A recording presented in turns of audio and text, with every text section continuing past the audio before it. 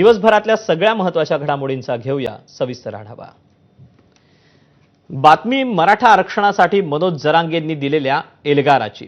2 दिवसात आरक्षणाचा निर्णय घ्या, अन्यथा सरकार उलथवून टाकू असा निर्वाणीचा इशारा मराठा नेते जरांगेंनी दिला।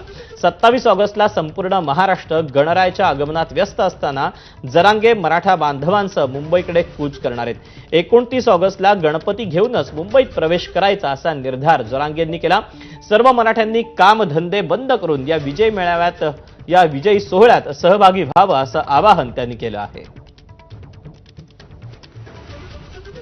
आजचे दिवस तुम्हाला प्रेमानं विनंती करून सांगतो, आणखीन आज आणि उद्याचा दिवस तुमच्या हातात आहे।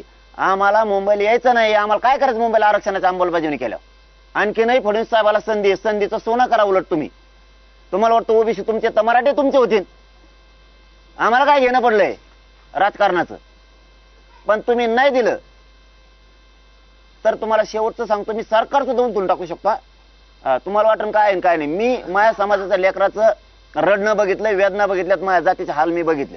मी सोडित नसतो। मग मी जर एकदा 10 वाजता 27 ला अंतरवाली सोडली तर मी मंत्र्यांचं कोणाचंच ऐकत नसतो। मग त्यांच्या लक्षात आलंय मराठा आणि कुणबी एक जे काढायला आधार पाहिजे म्हणले तुम्ही 58 लाख नोंदीचा आधार आहे, आता कसं काय देणार?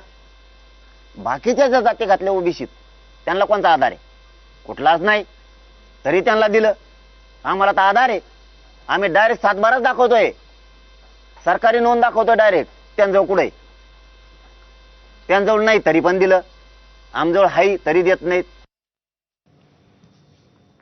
दरम्यान सरकार उलथवून टाकण्यासाठी जरांगेंच्या मागे किती आमदार आहेत असा सवाल ओबीसी नेते बबनराव तायवाडेंनी केला, तर मुख्यमंत्र्यांनी जरांगेंचे लाड बंद करावेत अशी मागणी लक्ष्मण हाकेंनी केली।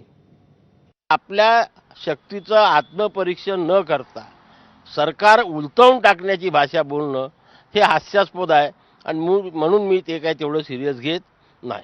मी कायम सांगतो ना, जरांगे काही तत्वज्ञ नाही, जरांगे काही समाजसेवक नाही, जरांगेला आरक्षणातलं काही कळत नाही, जरांगेला गावगाड्यातल्या ओबीसी दलित आदिवासी यांच्याबद्दल आदर नाही, जरांगेला लोकशाहीबद्दल कुठल्याही प्रकारचं ज्ञान नाही, तो लोकशाही मानतच नाही मुळात।